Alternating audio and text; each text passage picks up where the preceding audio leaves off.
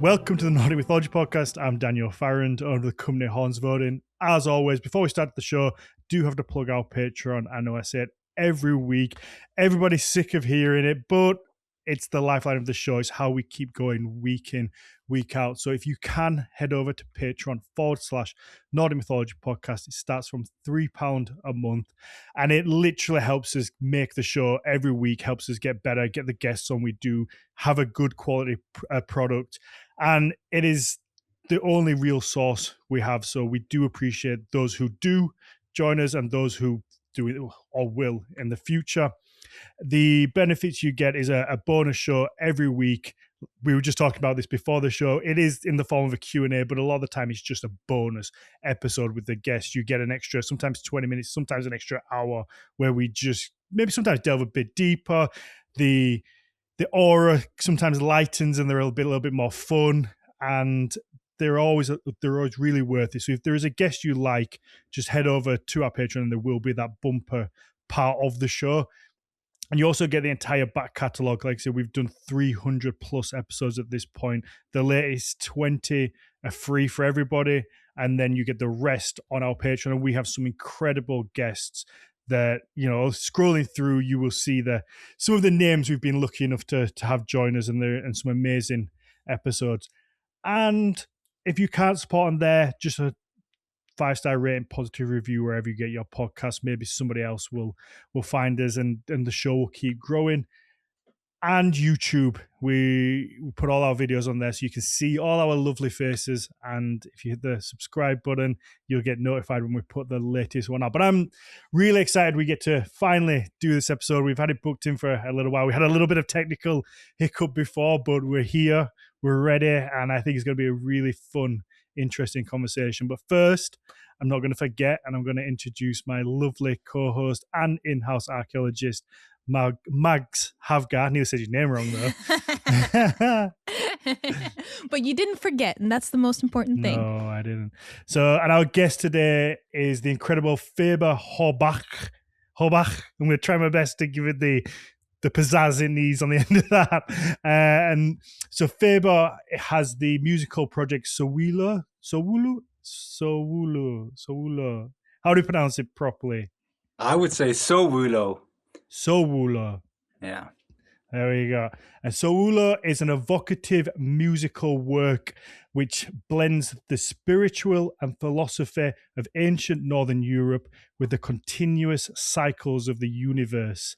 And you use an array of historical instruments, which we're going to get to, because there's some on there that I have no idea what on earth they are. You use melancholic melodies and philosophical lyrics in Anglo-Saxon to create an immersive sonic landscape that invites the listeners to embark on an inner journey. Doesn't that sound great? Hell yeah. Yeah. I mean, what a description. Yeah. Mm-hmm. A lot of thought about that. Like, Yeah. it took a long time to write that one. Yeah, how many times? So we have what? 2 paragraphs there, 3 sentences maybe. How long did that take you, do you think? How many times did you write it, delete it, write it again? Well, I've got my percussionist, Tim Alfring. He studied English, so most of the time I just write it as the best I can, and then I talk about it with Tim, and then he writes it finally. Like, oh, that's good. Otherwise, like, I would not dream of putting the things that I have in my mind in English language. That's so fucking difficult. But he knows the tone of voice. Yeah, That's a good collaborative effort, though. Oh yeah. I noticed that we call him Chat GP Tim. Yeah, nice. We of course hate AI with a passion, but we love Tim. Yeah. Tim's a wordsmith, because I was, I read all the bits and pieces you sent over and the PR. I'm assuming he wrote the PR assets. And so I'm like, whoever's wrote this really does kind of know how to get you into it and bring you in. So it's Chat GP Tim. Yeah, exactly.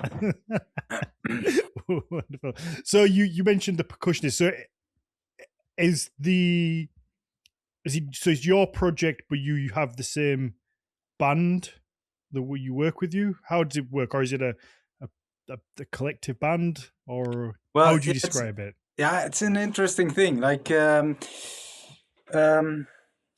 you could say that I'm the artist, and I've got a live band.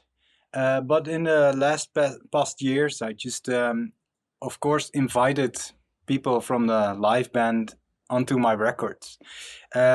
So yeah, is it a band? Is it a solo thing? I'm not completely sure. Like, I write all the music, and I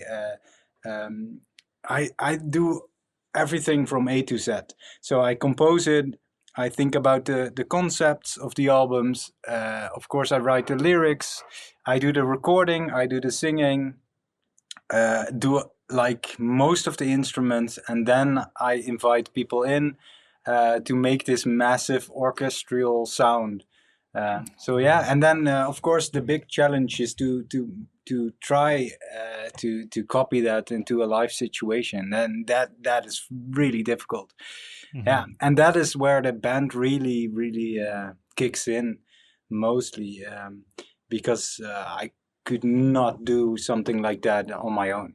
And for example, the Mon album, that is just me, layer for layer after layer, um, and some Celtic harp that Chloe did, and a violin player. But yeah, like yeah, it's a difficult thing to explain. It's not really a band, but it's also not a solo thing anymore. And I've got some people that are really close to me, like Mickey, the singer, is also my partner in love and crime, and Tim is really important. Those things aren't mutually exclusive. It's a blurred line. Yeah, exactly. So and Chloe is there since the second album, the harpist player. So yeah, some people are really involved, and some musicians are not so much involved, but still really important. Yeah. Oh, beautiful. So did it start just as you as a one man project, and then did the other artists come as you wanted to go live with it, or did you start bringing people in even just that recording spell? Because I guess it seems like you're a multi-talented man who can play all the instruments that feature anyway. So in theory, you could create all the sounds on your own. Indeed, and that but is you also don't have how as many arms to do it. Exactly, live especially, and that is especially how it started out with the first album in 2013 already. I feel such an old man, but then I just had this idea of a studio project and not even going live, and I just started composing music that I really wanted to hear myself. That album is about the pagan year feasts, and I was celebrating the pagan year feast, but I could not find music that really fitted on those days. Yeah, I could listen to some traditional Scandinavian folk music, and Vardruna was back there in 2008, since 2008, but I wanted more, and so the idea came up to make an album about the pagan year feast, and just to make every pagan year feast into a song.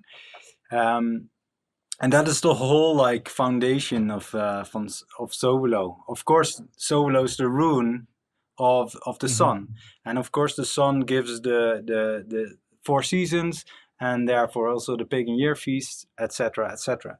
And I wrote that album just on my own behind the piano, and then I started recording it in a studio, and I lured in a violin player, and then a flute player, and then a percussionist, and and then at the end of that, I invited all the musicians at my home, just to show them we made this, like this CD. So I made them dinner, invited them, and then we saw each other for the first time all in one room. Nobody knew each other. and Oh. and so we had an amazing dinner, and we were super happy with the result because most of the people didn't hear the others, right, in during the recordings. So there was the final product, and then the people in the room looked at each other and was like, okay, Faber, but we're gonna do this live, right? And then it all started a little bit, and so almost like every album has different musicians on them. People come and go. Oh, it's nice. Does do you like that fluidity of the people you work with, or is there something about? I guess are you growing maybe a more core group now as you go? Yeah, I like a core group, but I think bands are really difficult. Like being in a democratic structure in a band is just awful. It doesn't work, or for me, it doesn't work, because the people in a band will pull each other in a different direction, and sometimes that is fucking awesome. But most of the time, how I experienced it in my life is that just becomes really difficult. So because of that experience in my teenage years as with a metal band, with a folk metal band, I just in 2013 decided I'm gonna do a solo project, and of course, like I I hope that I will get some core group eventually, but I'm just gonna make the decisions, because then everybody can hate me for making the decisions, Yeah. but then there's a direction, there's a clear direction, and the it's not stopping the flow, so that's really really important, and so I'm really really really glad that I've got a core group around me now, that sticks to already for some years now, so I'm really really happy where I am at the moment. I completely understand, because I feel I would probably be very similar to you, that if I built this I am probably like that, but in not a musical sense, in a Yeah, terms of exactly. just with the work and with the business that I do.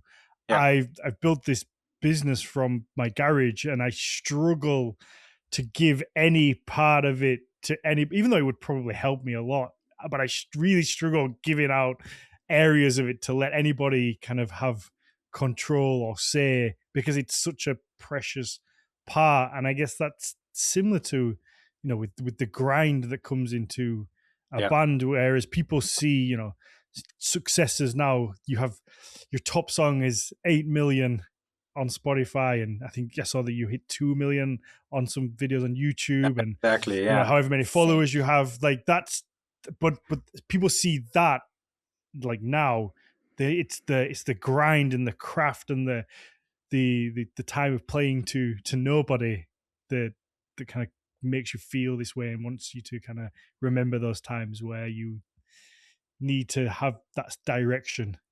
Yeah, exactly. Because that is the most important part. Let's say that I completely hate social media and I completely hate the internet. I'm not there a great deal. Let's say I'm really really proud of what we achieved. Um, and I really needed some help in that because I didn't do any promotion at all. And so but in this time of now, how do you say it? Day and age. Day and age, you cannot not do anything Oh, online. You're like, so I've got some people in now that are making a huge difference because we have to get some awareness. But I'm really really proud that with not so much of promotion, these crazy millions are happening. But the point was indeed like crafting the music is the thing that is most important for me.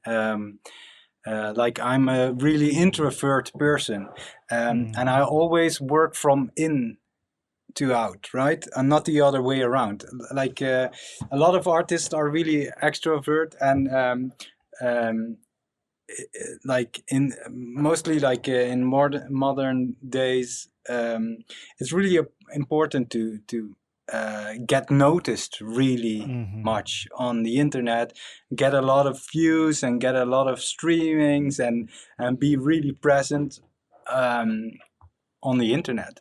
But I really like to let it come from within.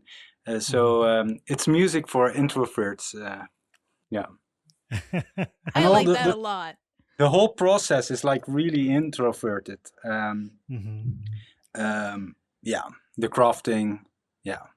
But I think that humans have a built-in bullshit detector, and I think I hope so. I don't like. Yeah, I don't think so. No, we do. But we see so much online now. I don't know what is going to happen with social media, because it's just littered with just AI pictures and posts that are purposefully made wrong, images that are purposefully made to have mistakes in them, just so people comment to say, "Oh, you've made a mistake," and it's becoming unbearable that it feels as if it's either the driving it into the ground on purpose, or it's just imploding. And I don't know what's going to come out of that. And I guess, again, we'll get into this later with the new album, that cyclical nature, where I think that we're coming to maybe a time where there's going to be a new social media platform that comes out, because people are craving for what it used to be. It used to be social and you could see your friends and find your stuff. I don't want a meme page to tell me every time I go on there, it's a meme page telling me of some unreported information, or like this news article that no one's actually gone and checked and done any investigative journalism or anything. They've just typed it up and said that this is what's happened, and no one really knows. And I think people are a little bit fed up with it, or hope at least people in my circles. Maybe the general public doesn't agree. Maybe they're laughing at it up. I don't know. Maybe I'm detached. Yeah. Also, in my circles, the whole vibe is we're not gonna use the internet anymore, or at least no YouTube, no Instagram, no social media stuff, because it's just a bad place. It's just a weird, sick place, and it's gonna be crazier so fast. And like I'm a little bit in the blues this winter, because I also have the feeling like it's happening to the music industry as well. And like I pinpointed this morning, like why like I talked with Mickey, why I'm so sad and depressed and in a winter mood. And I told her, like, when I started doing this music, I really felt like there's a sincere and real vibe in this scene, and like people are really genuine, spiritual, and give a shit about the world and their inner health, and about honesty, and a lot like that. And but it's changing so much, even like like this whole Norse spiritual music becomes now an AI generated music business. That's so weird. It's like for me, it feels a bit like the end of the world. But I'm an old grumpy guy. Yeah. Well, I didn't realize this until maybe 2 days ago, where I saw something highlighting the amount of AI bands that are on Spotify, and the amount of listens that some of them get. Now, I don't know whether those listens are genuine or somehow farmed, but I didn't, because I'm not in the music world, and I mainly use Spotify to listen to audiobooks and occasionally some music of the bands I already know of and like. But I didn't realize the amount of just AI music that was out there, because it doesn't really affect me. I don't see it, but that's And gotta also because be... they don't. It's kind of like I don't know if the same applies to where you are, but there was this big kind of thing when it came to marketing that happened, especially in Norway. I think it's like 10 years back now, that if any ads were retouched, it has to be marked, so it has to say like this image has been retouched. But like in that same way, like that the music isn't, No, you don't get the info that it's AI no, music. And for no, no, example, no. when I sit and work and when I write and stuff, I'm really, I get a lot of help from listening to lo-fi because I need some sort of sound. And then I was made aware, like what you exactly just pointed out, Dan, about the amount of AI music on Spotify. And it just broke my heart. I was like, how many hours have I given to listen to AI made stuff, to the extent that I actively found like a YouTube playlist from this couple who makes, and like they actively also market it as no AI lo-fi Yeah. and show themselves sitting there playing it. And I was like, okay, well, there's a bit more of a safeguard here, that this is actually created by human people that I can listen to without feeling like a piece of shit. But you're Yeah, one yeah. person of how many millions, and a lot of people don't care, do they? I think that's Exactly. clear But- with the amount of people that use it. Yeah, but I also just kind of want to be like give like a bit of a pushback. Sure, yeah, I am one person, but unless I actively decide to make that decision for myself, then at least I'm going to feel a bit better about it. No, Maybe no, I won't I be able to turn wasn't- the tide. I But, wasn't. you know. No, I wasn't. I didn't mean it like that. I meant as in that it's disappointing that Yeah, exactly. you're one person who will take that extra step, but there are so many people. Even if they did, they're not going to go through the step of finding somebody else. They'll be like, well, "That's a bit shit." On with my day. I think there's gonna be a separation. I'm gonna be the old-fashioned guy who's gonna go back to listening CDs and vinyl, and then you've got the new generation going completely mad, but they think it's normal, of course, and that's their they can decide for themselves. Yeah, they'll probably figure it out in different ways than we've thought. Yeah. Yeah, exactly. but Hey, it's fun. It's it's a crazy time to be alive. But I also wonder, like, does every generation think that? Does every Probably. generation have like their own little thing that's going on, that's happening, the change? You know, especially these more modern generations where technology has sped up so fast in the last, you know, even just in my lifetime, but the last 50 years, it's been so quick, the progression. I bet every generation has been like, what the fuck? We're gonna die. The apocalypse is coming. It's all changing so quick. So I mean, my parents tell me stories about that from like being young adults, and like not just young adults, but like being actually in their 20s during like the end of the Cold War, and being like, yeah, we had to make sure what kind of meat we bought because, you know, after Chernobyl, maybe it could be radioactive and blah, blah, blah. And I'm like, what? I can't even imagine. No. I do sometimes think, even myself, not just everybody in general, like people in, I don't want to, like the West, in quotations, like, yeah, I think sometimes we need a sharp shock of how nice we actually have it. Even, you know, people do have tough lives, obviously, and it is difficult and there are struggles, but it is still really quite nice compared to some places. Well, majority of the places, I think, on Earth, we have some very nice kind of scenarios with, you know, sanitization and you know, just the accessibility to electricity and healthcare for the most part, and food and water, all these things are just really important. And I think that we sometimes need to remember that and appreciate it. And then ditch AI. Okay. Yeah. And then ditch Yeah. AI. Good point. Yeah. Exactly. Love it. Speaking of, you know, access We don't to need water, it, man. let's we ditch don't AI. fucking need it. Let's ditch the whole thing. I hopefully, I don't see it happening. I think they've spent too much money on it, but we can hope. Yeah. We can at least we at least have influence over how it's continued to be used, depending on how we use it. Yeah, I agree. But anyway, One we of went our off topic. famous sidetracks. Yeah, what I was saying before when I said people bullshit me as their favorite, which was a little bit ago now, that I think people can tell with your music that it's raw and it does come from within and internalized, and not just AI music, but even the people that make it because they think this Viking thing's cool and they're just going to make it and put it out there.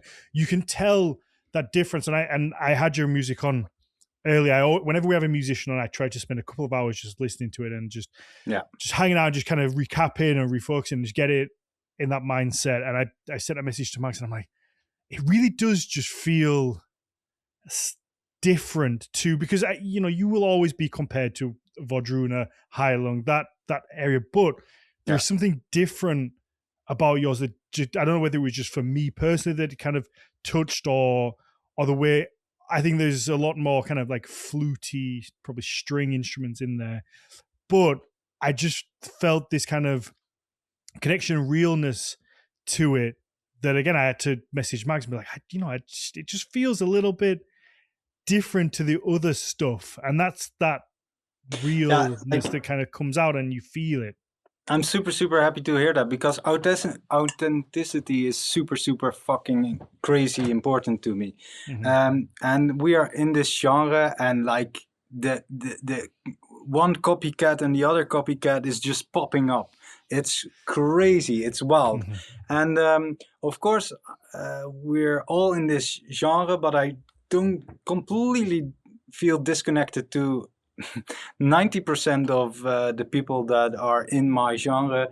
And indeed, like I started when basically you only had Vardruna.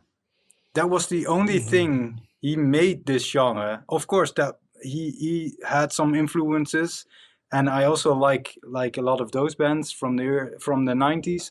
But okay, we had Vardruna, but he started this genre, and then I came out with my first CD in 2013, and just every 3 years I made a new CD. But the most important thing for me was not to be a copycat at all. So I completely made a weird route to the music that I'm making right now, because I wanted to completely start in a completely different sounding universe. So the first album that I made was with piano, violin, flute, and deep percussion. So nothing to do with the music that Einar Selvik was making. Not at all, not even closely comparable. And then this second album, I just pushed it a little bit towards the pagan folk music, so that people could understand it a bit more, because that was really difficult in my early years. And then like I slowly developed in an audio universe that was different enough for me, for my taste. Different enough from Vardruna, different enough for Heilung, but of course within the same genre. But I'm always really looking for a different sound, a different way of sounding, because almost copying them is so easy. It's so easy to have the same sound. So the challenging part is to sound different. Otherwise, don't even bother to make new music that sounds completely the same. You may as well just listen. Exactly, and like for me, 90% of the bands within this genre are basically cover bands, but they make different songs. But it's so close to the original that like it pisses me off really much. And there is that, but I think there is that special thing where some bands have it, where you you don't have to know the song, you just know it's them. I think Muse are one of those bands that you don't have to, you could never have heard the song before, but you know it's Muse because there's just that tone to it, the way they play it. It's got that thing to it. And I think that's important for bands to find, because it's, when you hear it, you go, oh, that's Sowulo. That's and same with like Heilung have their thing. That's Heilung. You know that's thing. But if you're kind of, and some basing people are yourself just so on the someone, nose that they start their song with Jason Derulo, and okay, you do know if they sing it at the start. Yeah, maybe that's what you need to do. Sowulo. Well, right at amazing. good idea. I feel like that's maybe a bit of a shortcut, though. But like, yeah, we know it is. But like sometimes I'm composing, working in my home studio, and then it sounds completely like Wardruna or Heilung, and then I'm so pissed, because then I have to make it into something else. And sometimes like the song is just there, and you're like, fuck. Oh, I think you need, if my opinion, I think if that happens, you just have to go with your gut. I think. Yeah, if but I disagree. I think if it sounds, because I don't know. I was thinking this earlier actually. Because we have this genre, and if you listen to this music, this genre enough, Wardruna and Heilung are so different in their music. Like, people put them together, but they are so very different. Like, Heilung is so bassy and like just hits you. It's techno. Yeah, and then you have techno. Wardruna, which is very kind of maybe a little more delicate and light, and the shows are so different, but they get put together. So I think that if, whatever you create, even if it sounds similar, I think that it's, as long as it's you and it's coming from your place, then why not have like a blend or a similarity? If it's if you've come to it naturally, rather than listening to, I'm listening to this bit from Wardruna or this bit from Heilung, and I'm going to then mix it in because I feel that has a feel to it. Yeah, exactly. Was there some songs that you really thought like, oh, this sounds a bit like Wardruna or Heilung? Just interested. I think there was one moment. Is it full moon?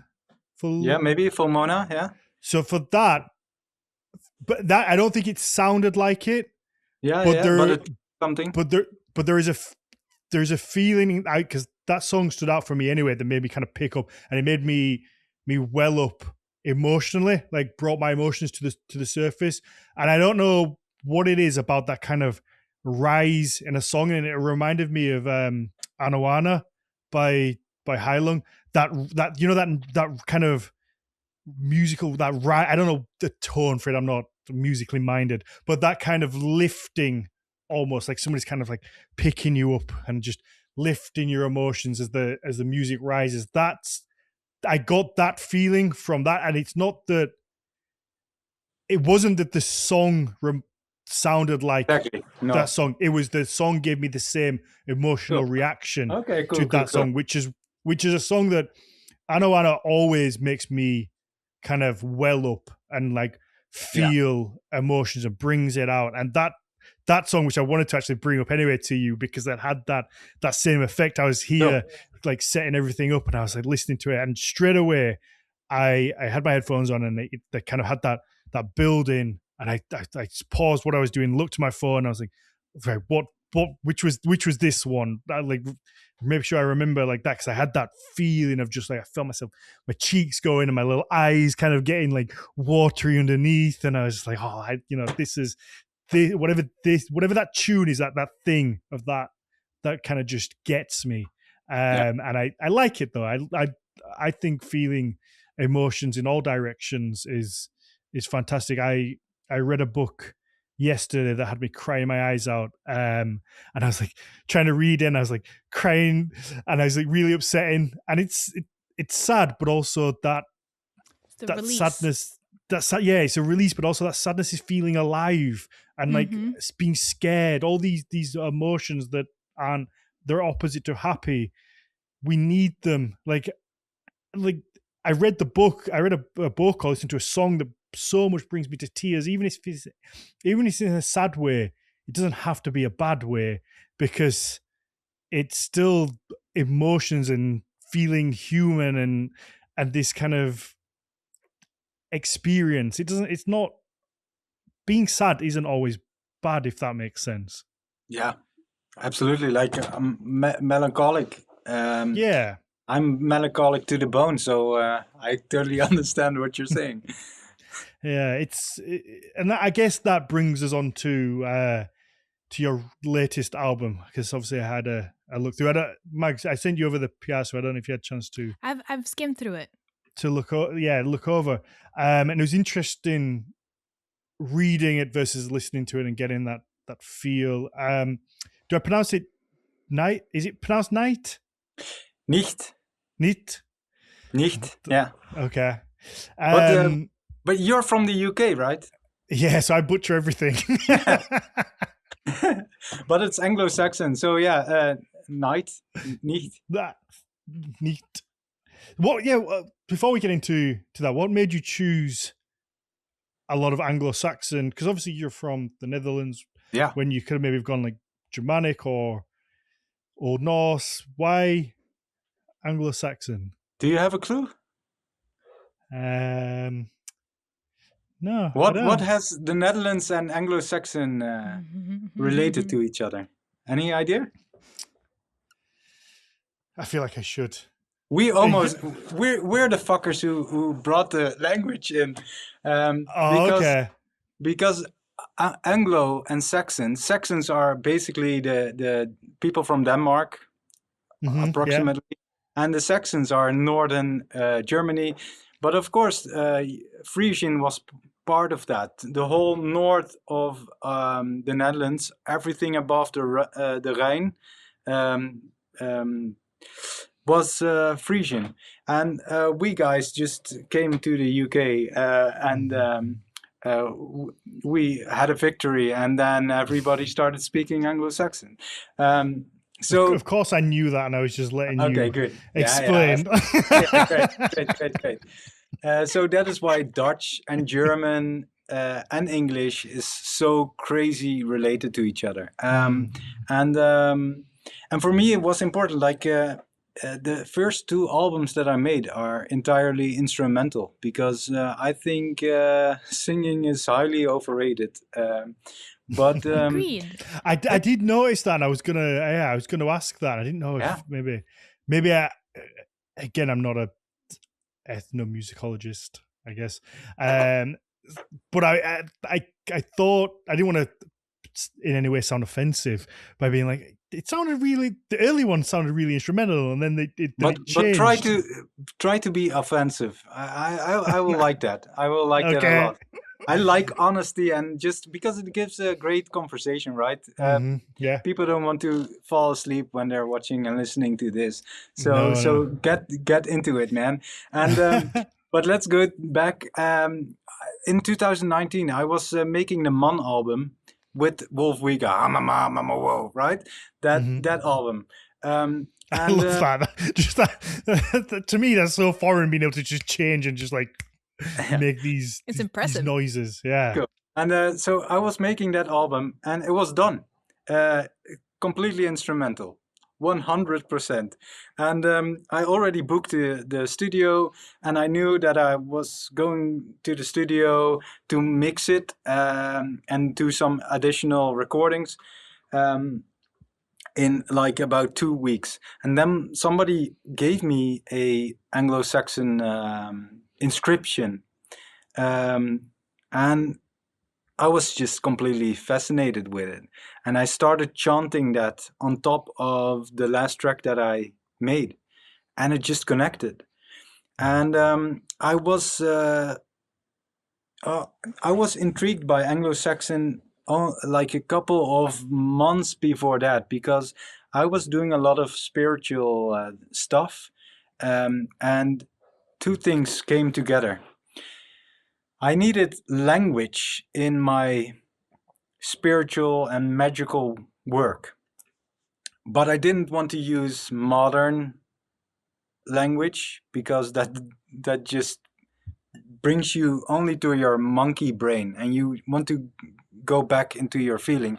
And I was doing a lot of ancestral work, so I wanted to be able to speak my spiritual, let's say, spells in the language of my ancestors. And so I tried Old Frisian, but there are just a couple of inscriptions, and you cannot make a sentence at all. I even reached out to the University of Old Frisian somewhere in Friesland, and they were like, "Oh, what you want? That's not possible at all. But you have to go and check out Anglo-Saxon, because there was a lot of monks. So a lot of has been written by those monks." And of course, Frisian and Old English is just almost the same. It's not the same, but like so close. That is the thing you want. So I really went into that, and I started using that language. And then somebody gave me an inscription. I was singing it on top of my music, because back then my spiritual work and my music didn't unite it completely. Yeah, kind of. But I started singing, and then I had 2 weeks to just fill in my instrumental music with some lyrics, and I felt just this drive and energy to fulfill that. And so I just, as a maniac, I started writing all these spiritual texts. And so if you pay close attention, the lyrics of the first album where I sing on, the Man album, is way more, how do you say it, simple. It's a simplified version. After that, I just went crazy and started writing complete texts. And so that is how I started working with the Anglo-Saxon, because it's an ancestral language and full of meaning and depth. And yeah. How do you go about writing like a text or a lyric from? I don't know. Coming into this, finding some old sources, and then I'm gonna. That's fucking crazy, huh? For me, it's still also crazy, because it takes more time than writing a song. Yeah. Like, and it's just a fucking crazy pain in the ass, but I just keep on doing it. But I had the luck that a friend of mine is a linguist, and nice. And she had done a how do you say that, a small course in Anglo-Saxon. So I was telling her, like, I'm thinking about trying to write lyrics in Anglo-Saxon, and she was like, "Yeah, just go for it." Oh, nice. So I just got myself an Anglo-Saxon translation. How do you say it? Woordenboek. How do you say that? Like dictionary. Dictionary. Okay, I just started collecting words, trying to make any sense of it. But this was, of course, like, the internet didn't provided me no information at all. So I was just trying, send it over to her. She did a fucking amazing job. And nowadays I send it to the University of Leiden in the Netherlands. And there's this tiny lecture of Old English, Anglo-Saxon, and this professor helps me, and he has, like, let's say 4 or 5 students, and he makes an assignment of it and just give them my work, and then they figure out the grammar. That is amazing. I love that. And we already did this for 3 albums, right?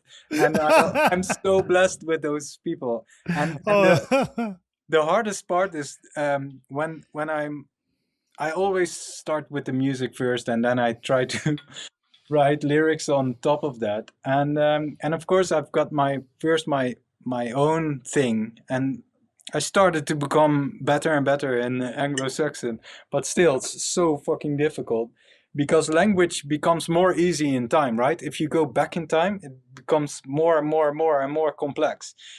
See, I would have thought it would be the Yeah, other way but around, because I no, would have thought like as you go older, it's a bit old we fashioned. It's sound more like simple. Yeah, 5-year-old children nowadays. really. Yeah, really, really, really. And so when I write these texts, then I have, of course, tried to already sing it and put it on fitting into the music. And then I send it over to them, and then they do all the grammar, and then I receive it back, and of course it doesn't fit at all on the music anymore. Oh no. And then I have to just, it's a one crazy big puzzle, and it takes forever, really like forever. So I can only Okay. imagine. you said be honest.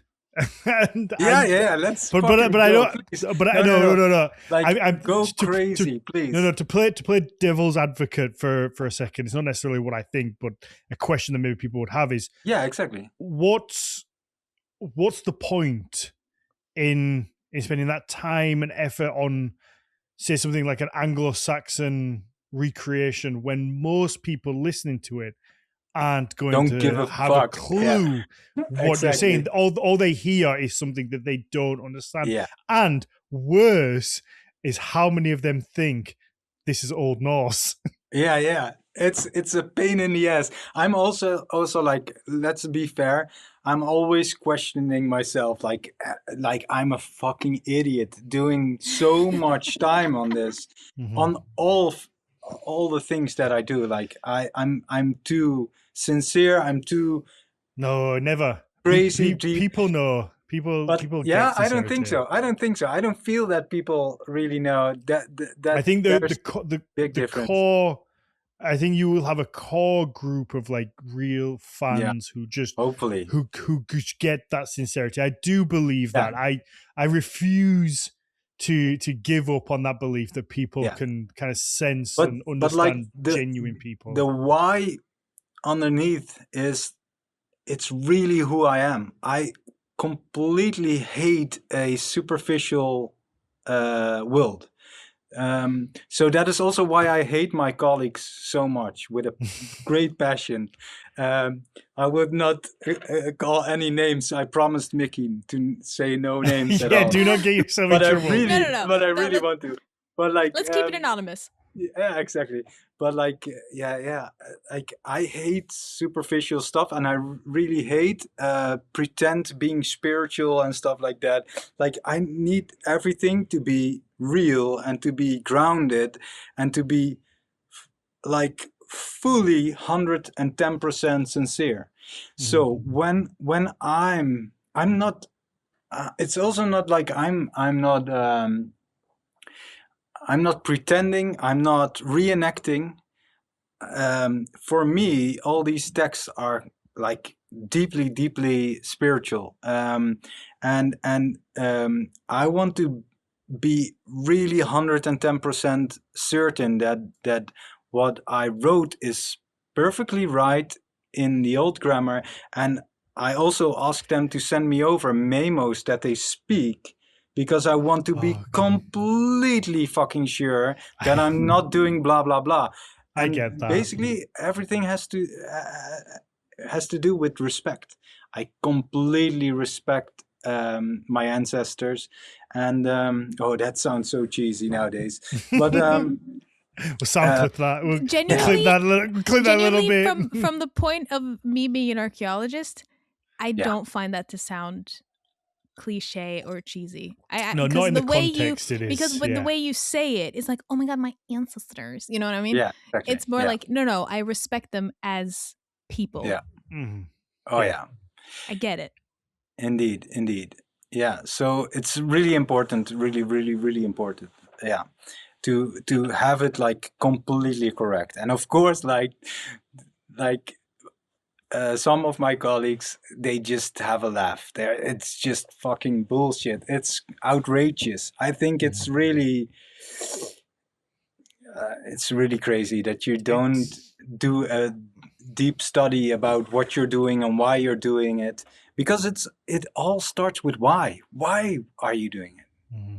So it's frustrating because we do, unfortunately, now live in a time also that rewards inauthenticity as well to a degree. It's not about what's like.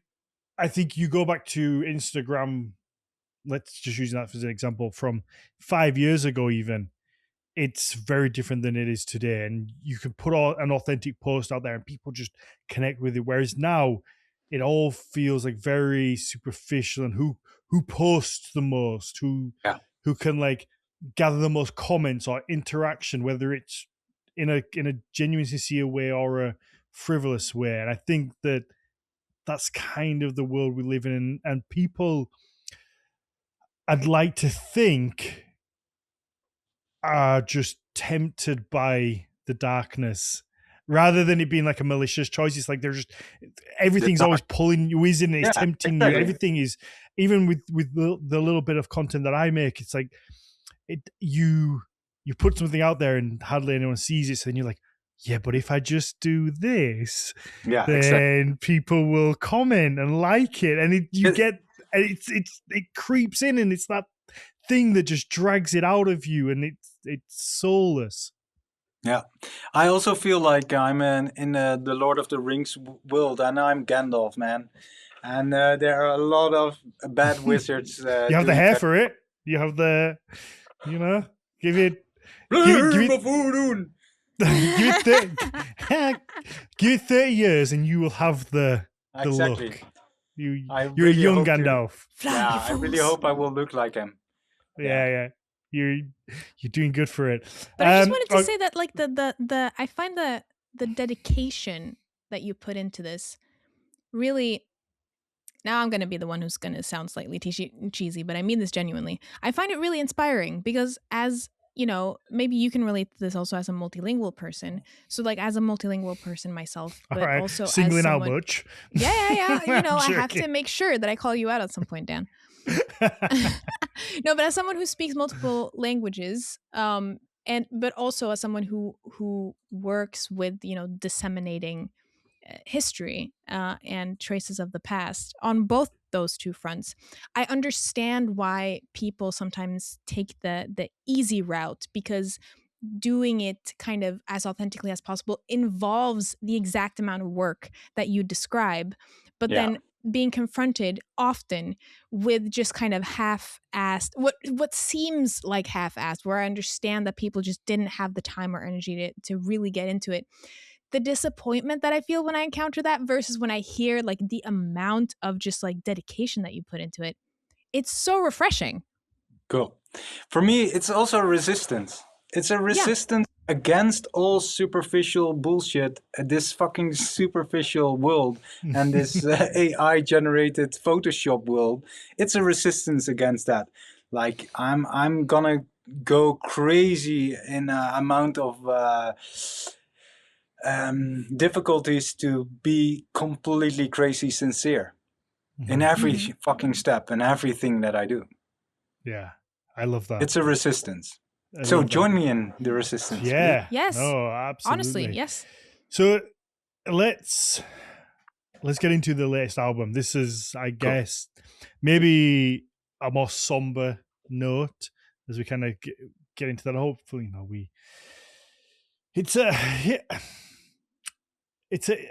it's come out of a place of obviously some sadness and darkness for you, and the topic around it. What made you, I guess, pick this cyclical? Because it's. Well, first, what is the topic, and kind of what darkness are we? Yeah. Okay. Into? Yeah. Nice. Since you and I sit on more background info, Dan, than our listeners do. Nice.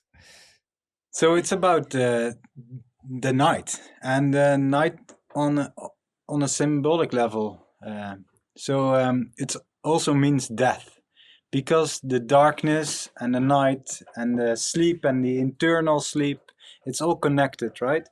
And also the darkness, not seeing the subconscious. mainly the album is about death. And but I didn't pick the concept of the album, and I also not the other albums that I made. The really, like, the concept is picking me. I have to make a certain album, and the songs are already there, and the meaning is already there somewhere in the ether, and I just let me dictate it, and try to make it as sincere as possible. And like, of course, like Sowulo is the sun, the rune of the sun. So everything that I started with was like the four seasons and the pagan year feast, but like also the whole complete discography is cyclical. And I felt in my life that winter was coming and the night was coming. And so I already started to feel like, okay, fuck me. This next album is gonna be about night and the winter and death. And I really sincere hoped that it would not be completely about death. So I started out like, maybe I can push it a bit more to subconsciousness and like, but yeah. But then death came for real. Like, my father died, and I was in the room when he died. I didn't kill him. Please note that. But I was there, and I guided him to his ancestors, basically, and then my bonus father, so the husband of my mother, she remarried. He also died 3 months later. And like, I also told, like, in interviews before, like, foolish, but still good to mention, an instrument of mine that was really dear, my nickel harpa, dropped during after a concert, and it was like total loss, or I thought it was total loss. And the house that I was living, I needed to go out there, and like, it was endings everywhere. Everything came to an end, and it was a big struggle. Life does that, though, doesn't it? It's everything at once.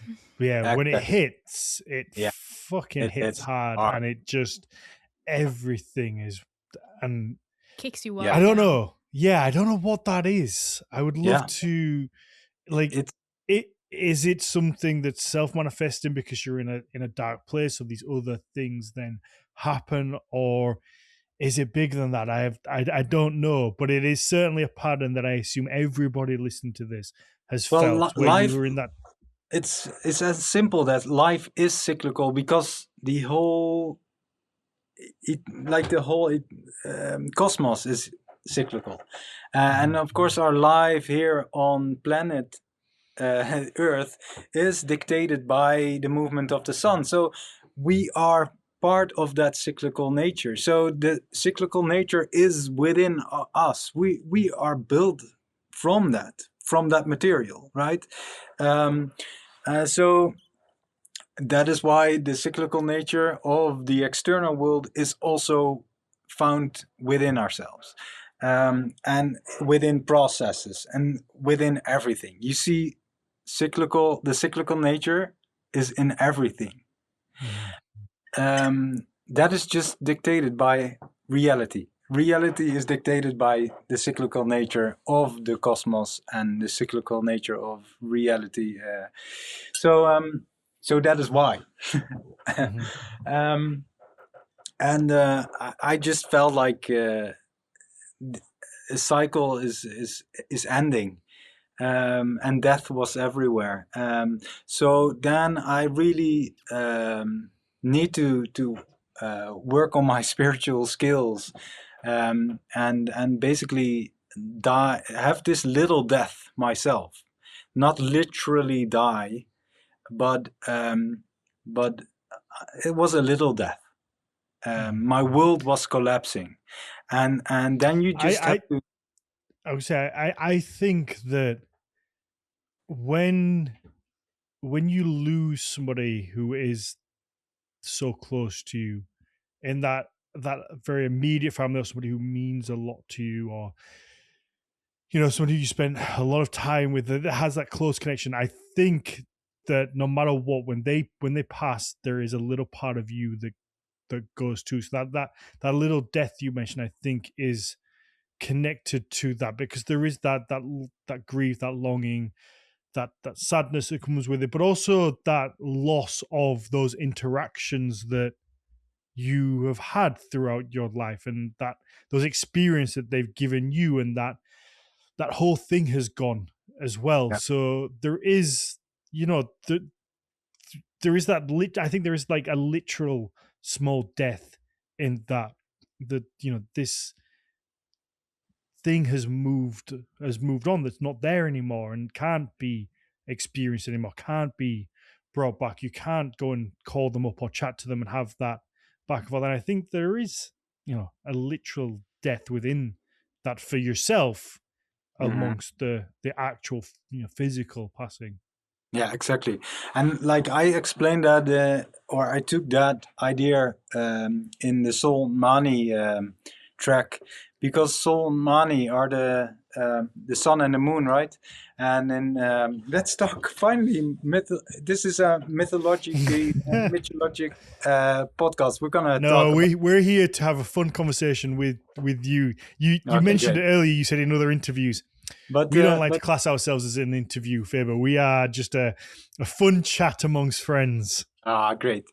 But like really quickly, like Sol and Mani are the moon and the sun, and they're gonna get swallowed just before Ragnarok, and then there's no sun anymore and there's no moon anymore. So then you don't have light, and I really saw that as my father dying.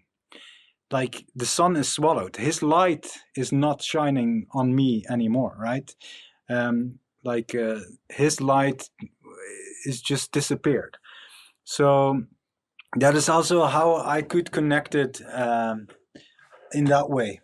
And like really also a different aspect of the album is that everybody nowadays is really light addicted. It's literally there. If you look at, if it becomes dark outside, we're going to go inside and put some lights on. We don't want to have anything to do with darkness.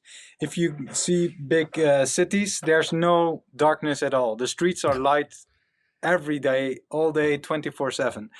And there's a fear of darkness. And also whether it's an actual I'm scared of the dark, but also just like, if I would say I'm not scared of the dark, I don't have a phobia of the dark, but if all the lights went out, I would be a little bit freaked out. I'd be a little bit like, hang on a minute, I don't like this. Yeah. And the point is, like, it's not only literally, we're also light addicted, because if we ask, how are you? We don't want a sad answer. We don't want a dark answer. We want a light answer. Oh, everything is fine. If you look at social... Can you imagine? So in the north of England, I don't think our southern friends are always this polite, but in the north of England, we enter a shop or go somewhere, it's like, how are you doing? You're having a good day. Imagine if they gave you the real answer sometimes. Yeah. That actually, no, you know what? Life's actually really shit. I've got this to pay. Yeah. This is going on. Like, you don't want that. I want that. I want an honest world. Yeah, of course. No drama. We need to re-educate each other. Drama is just bullshit. We don't want little children as grown-ups. No, we don't want that. But like, we can just call the facts. Life is shit because this is this and this. Doesn't mean that you have to be sad about it, but you could talk about it and relate to it without any drama. So then you can just acknowledge the darkness. It's okay that it's dark. It's part of life. It's part of the cyclical nature. We don't have to escape from it in any way. And also, we don't need to make it any bigger than it is. So I think we just really need to rewire the whole system about darkness, and also like how are you feeling, um, and also not like on like social media you only see the bright side of light of Mhm. life only, like, Yeah. and sometimes the drama, right? But even, but even the drama is the light and like that endorphin for the people Exactly. watching. So, I love drama. I love watching other people's drama, and it gets me. I'm like, ooh, I get all excited. I want to know what's happening. But it's that we that the social media create that chase for endorphins all the time, and you have to be happy. And if one of your friends is sad, you say, you're like, well, what's wrong? Like if they're a little bit sad, it's like, what's up? Why are you not your happy, your normal self? It's this expectation that everybody has to be at this constant happiness level, when that's not how life works. That's not No, how exactly. That is emotions work. it's like pretending it's daytime always, and you never have to go to sleep, and there's never a off time. There's never like a low currency. But of course that's like a big part of life. I would even say it's half of the time. Like it's Mm. dark half of the time. You're sleeping so fucking crazy amount of hours in your life. Like we just have to look at it in a different way. And basically all that is squeezed into a concept album. And I thought it was best just to state out night. Yeah, Yeah. no, I get that. And I also think there's another, when I was reading the description, another thing that came to mind was that without sadness and dark and these events that happen in life, you don't necessarily you wouldn't appreciate the good times, the happiness, the nice things, because without that juxtaposition and that contrast, then happiness and these nice things mean nothing if you don't have anything to compare them against. And Exactly. I've said this to my friends before, and some of them look at me like, what? I don't like, they don't quite get the meaning behind it. They say, well, no, like if you were just happy all the time, there would be happiness isn't a thing anymore. It's just the normal. It's that back and forth between is what gives You feeling. and like and the whole existence is contrast. If you don't have contrast, you would have nothing, right? That is probably also what we think about before the big bang. There was just no contrast. But of course that's bullshit. We've got contrasts all everywhere. If you don't have, like, if there's no, it's it's everywhere. Like if you go from A to B, you need like a background, right? Otherwise you're not traveling at all, you're not moving at all. If there's no background, there's nothing happening. So contrasts have to be there to be alive, or to even be able to speak about existence at all. If Mhm, there's no contrast, you don't have existence. mhm. But maybe No, I'm going too fast with this, but it's No, as I get simple what as you're that. saying. No, and I get what you're saying. I will, however, push back a little though Oh, against the that's whole nice. like Good. satin, because I think that if you're used to happiness all the time, I don't think it means nothing, but I think Exactly. that when you do experience something that is difficult or straight up grief or sadness, I do think perhaps the light parts can either stick out more as a positive or almost seem like they're dimmed against the backdrop of the grief or the pain that you're experiencing. But I don't know if I would say that happiness isn't worth anything if you don't experience the contrast or the flip side of it. I don't know if I agree with that, but I just know from I my own personal experience that if I have been going through something really rough, that sometimes I can get better at noticing smaller patches of happiness that I perhaps wouldn't necessarily have noticed in a good period. so Yeah. when I say that, I mean let's say in a manufactured world where everybody is super sweet, happy, pleasant all of the time, 24/7. Everybody is just happy, happy, happy. There We're is no wading so far into the deep philosophical pool. I yeah, love but it. that It's so fun.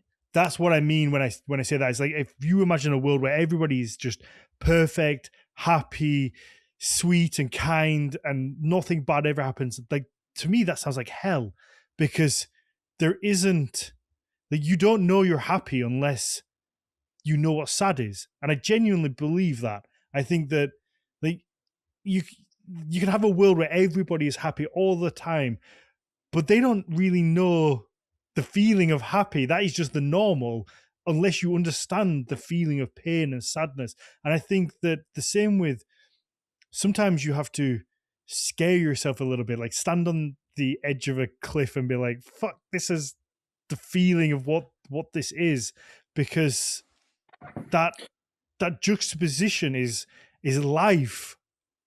I think that Sure. that's Yeah. what gives feeling to things. And so when I say like happy, I don't mean like, the majority of your life you're happy. I mean like in this very kind of philosophical world where everybody is just beaming. But There is but no but sadness no, at but all. I kind of get what you're saying to kind of wade deeper into this pool, because okay, let's see if you guys agree with me on this, because in that hypothetical scenario, if everyone were to be happy all the time and pleasant and nice, my automatic assumption would be that there is a lack of difference then, because difference often creates friction, which can turn into feelings of uncomfortability or, being excluded from certain spaces because you feel different to the rest. So I guess I agree with you if that entails that this happiness means that people are just all the same, because Yeah. I think that that's something that at least I myself have experienced, that a lot of the uncomfortability or feelings of kind of lost belonging or something comes out of a feeling of not being part of a bigger whole or feeling too different to relate. And then that can make feelings of happiness feel more acute when I suddenly feel like I belong or feel seen and feel Well, understood. but I think that's part of the point that you. I'm so sorry if we're sidelining you, Faber. No, no, Okay. you feel that acceptance and love from the group when they find you because you felt Exactly. That's exactly what I'm unaccepted. saying. So I'm But saying in your that's the same point. Is that yeah. you feel happiness because you felt sadness. You feel accepted because you've known unacceptance. If you've always Okay, been I see what you're accepted, saying. Yeah, you I see don't what. Yeah, yeah, feel yeah. you would never Yeah. you would never get it. Yep. Okay.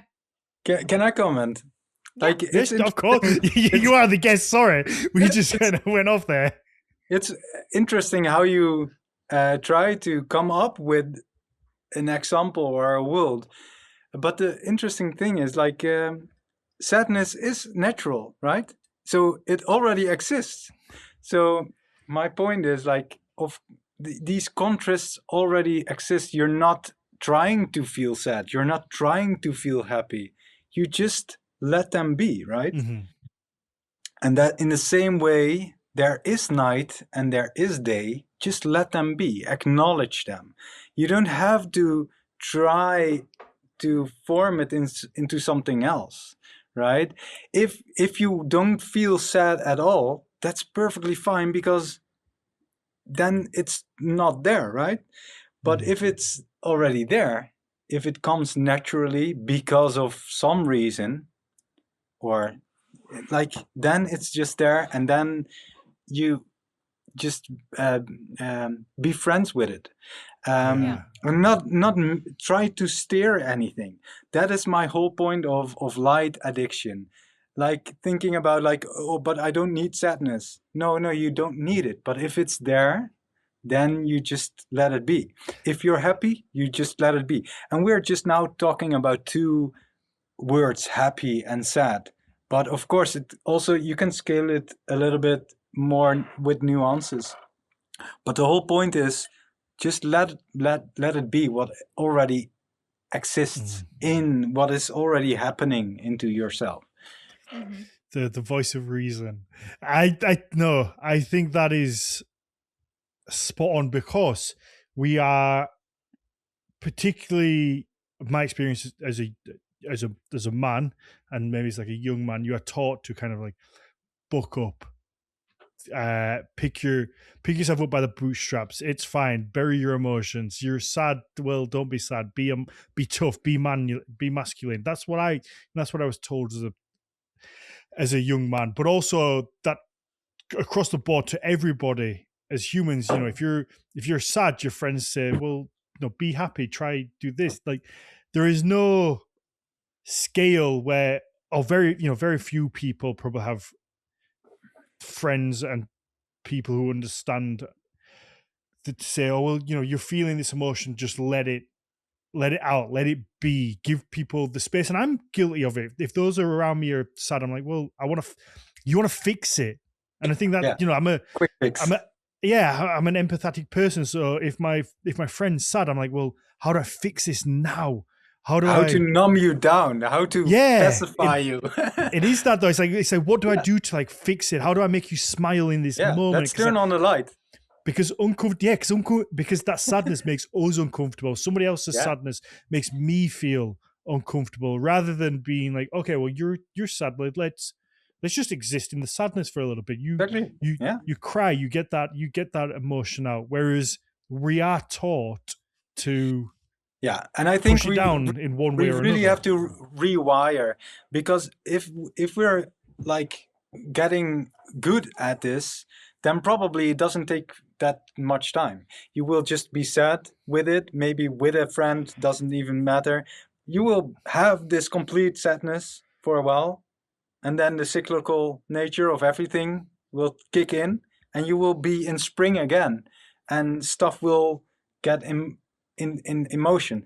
If you hold it, if you hold your sadness and you make drama out of it, of course that's something completely else, right?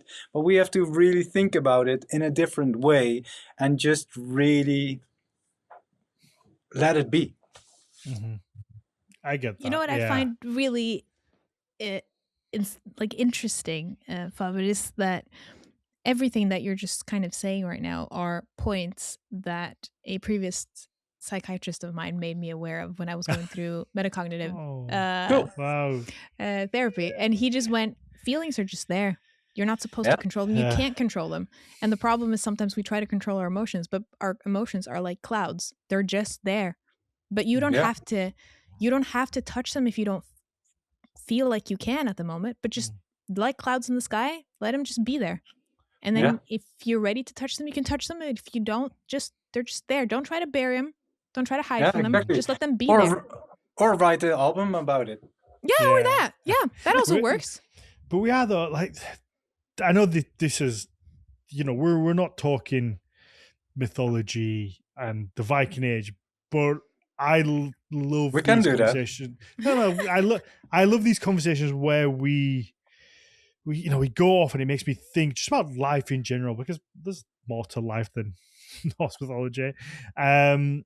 And we are taught or pushed to, anger, even like anger is bad, jealousy is bad, sadness is bad.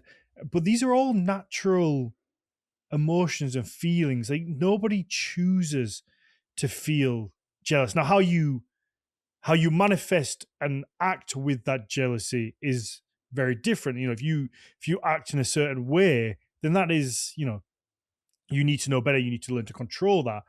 But on a root feeling, nobody chooses to feel jealous. Nobody's like, oh, I want to feel jealous about this. It's just a natural thing. And say with anger, like that anger is something that rises in us because it's just a raw human emotion. Again, if you choose to then act with that anger in a certain way, then that is then something you can control.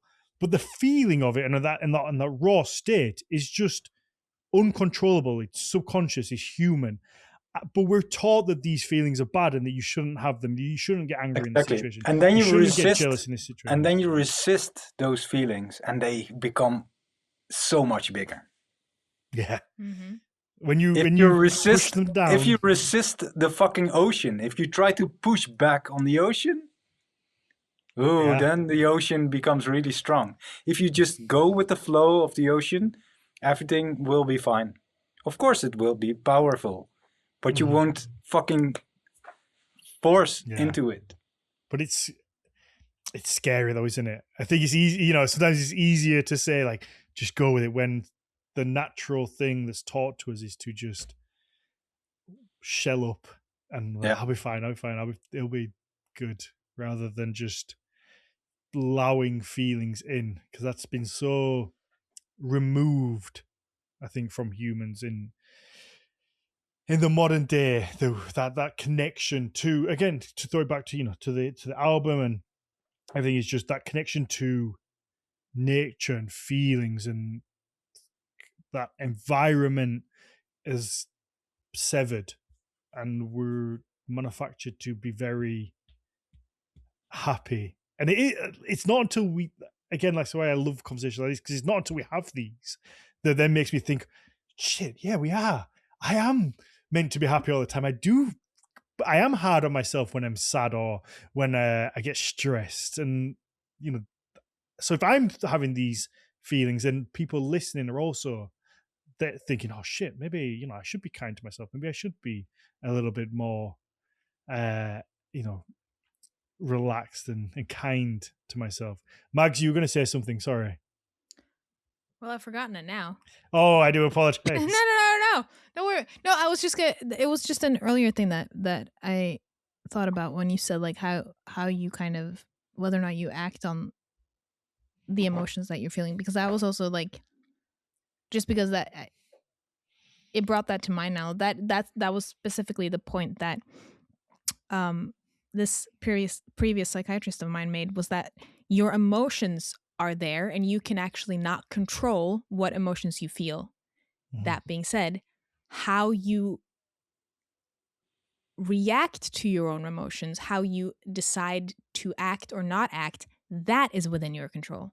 So you cannot control your feelings. Your feelings are going to be there regardless. But how you decide to act internally and externally, that is something you are capable of doing. So let your emotions be there, but don't let your emotions rule you.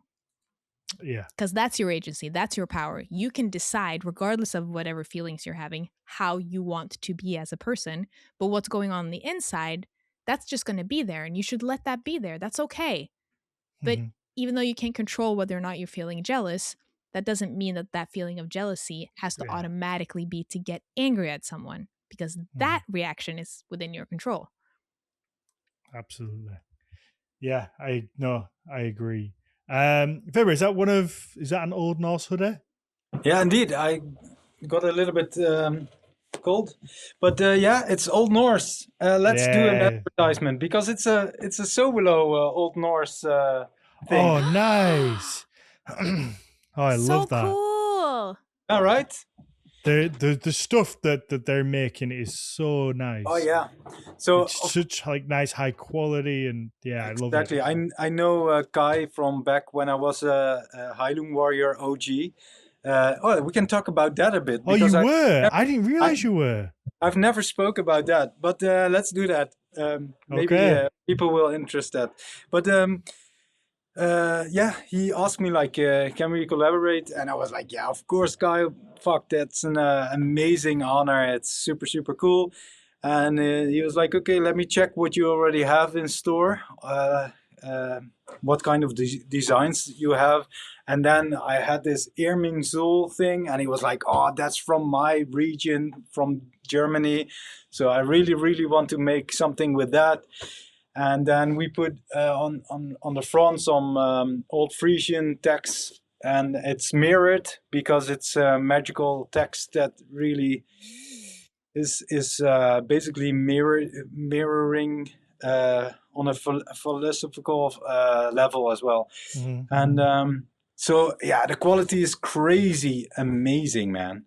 It's it's one of the best. I don't wear hoodies a lot anymore, but this one is my favorite. Of course. It's really thick and warm, so amazing. Yeah. No, I love Kai. Kai was on here. When was Kai? It wasn't so long ago, was it, Mags? When Kai Yeah, joined us? no, Maybe it wasn't. I don't remember. I feel like we say it wasn't, but it was probably like January last year or something. Time flies so fast. He's going to join us again soon, actually, and he's just such a sweet soul. It just a really interesting guy. But you, I didn't realize you were one of the original. Yeah, like real proper original gangster, because I was there from the first show at Castlefest 2017, I think. Yeah, like I knew Kai just a tiny little bit because I had a tattoo from him. And I knew Christopher a tiny little bit because he mixed and mastered a single of mine, Dageraad, back in 2000. He's a musical genius. Oh like, yeah, Mags. I think were you sick when Chris joined us? He's gonna come back on. Yeah, I think so.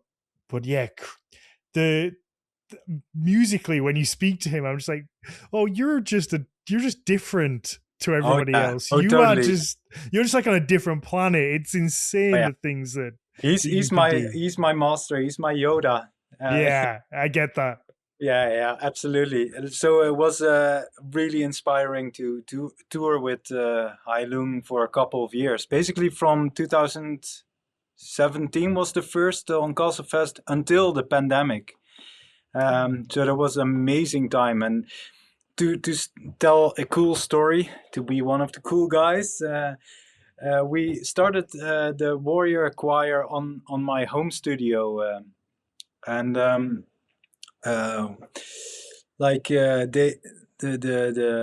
Heilung headquarters knew that they're gonna do their first show on Castlefest big time, and they needed the warriors, so they asked like to Marijn, another warrior original gangster, can you put some people together to make a warrior choir? And then we had some friends.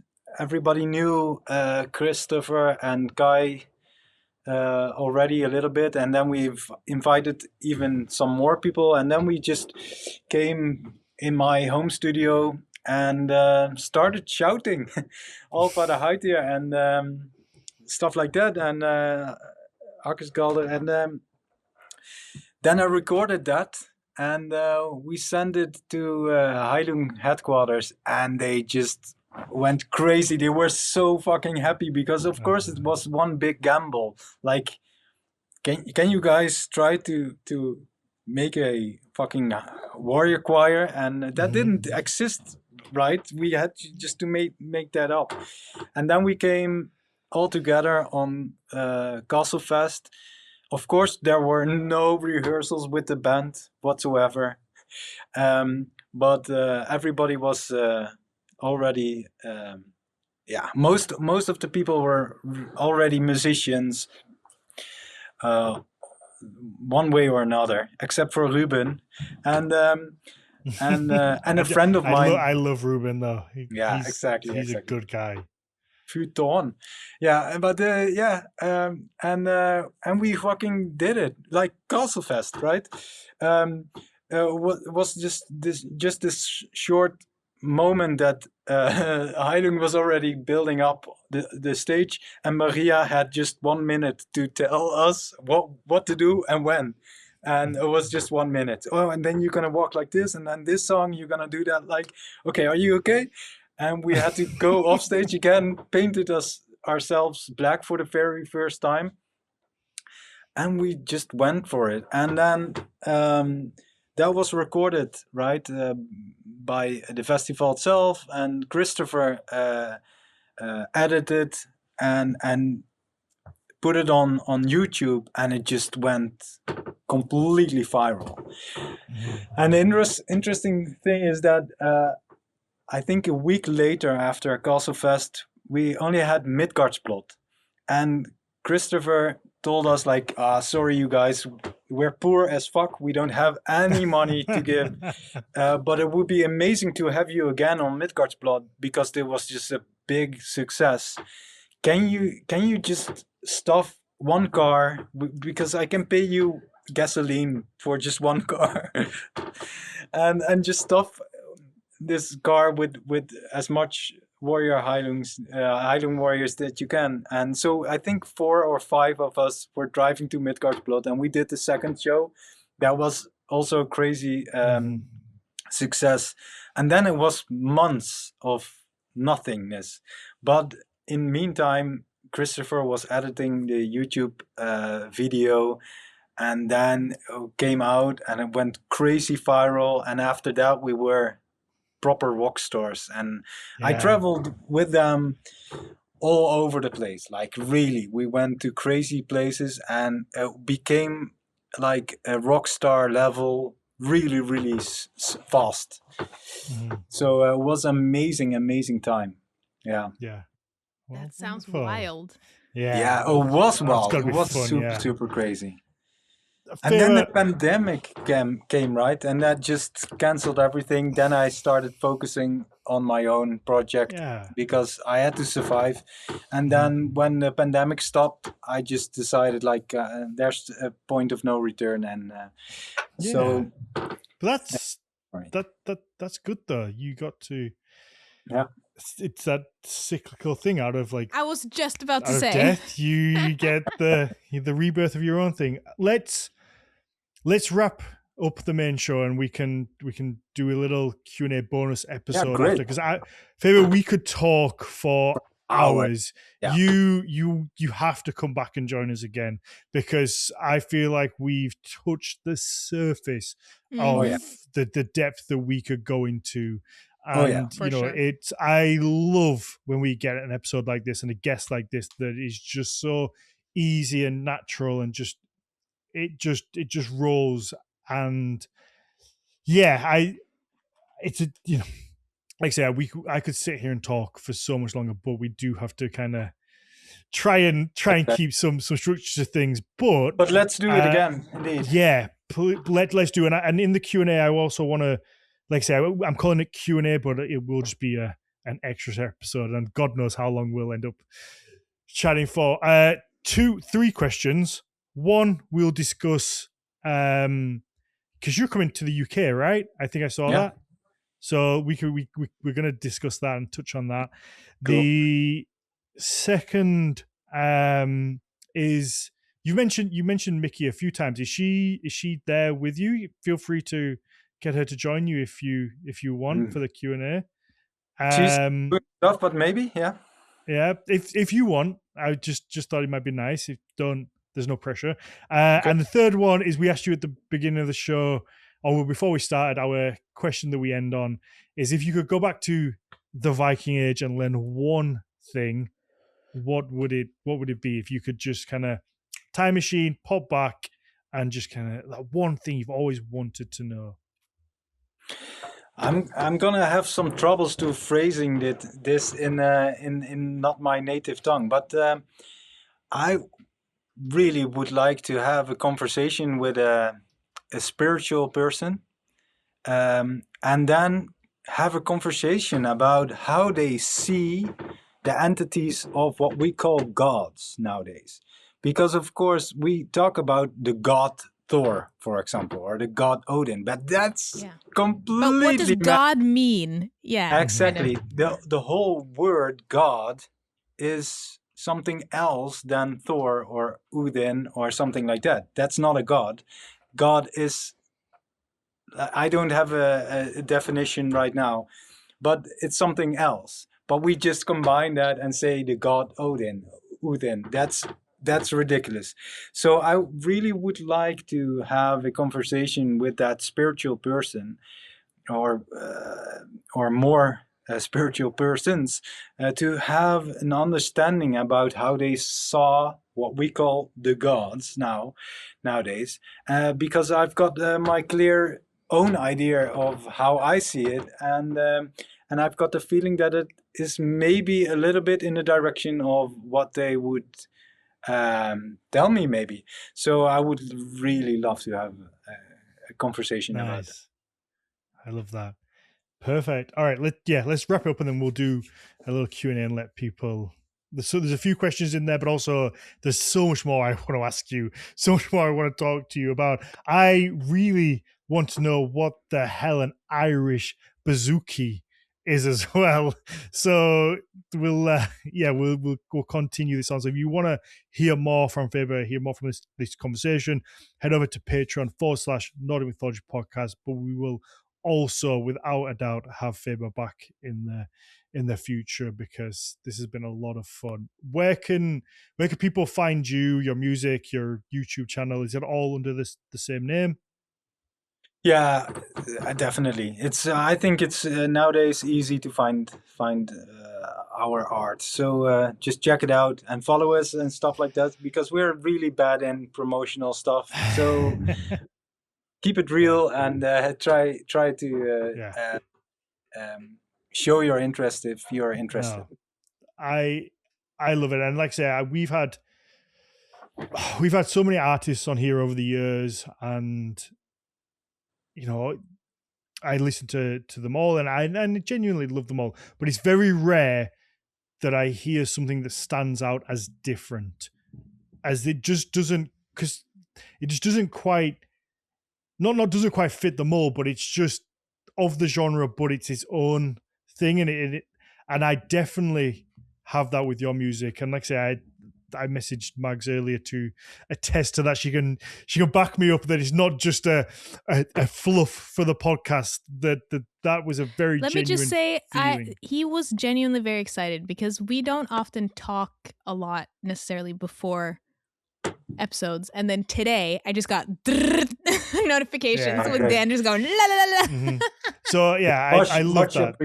Much appreciated.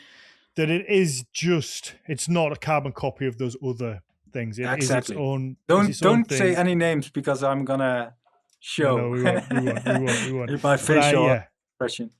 I love that. Mags, where can people find you? Find me on Instagram at Archeomags, Archeo with a K. Perfect. And then for me, Daniel_Farrand1, Hans voting for the business, Nordic Mythology podcast across the board. Go and check out the YouTube channel, hit the subscribe button. You'll know when we drop a new video, and you get to see all our lovely faces and Faber as a young Gandalf. Yeah, like and subscribe. There we go. Hit all the buttons.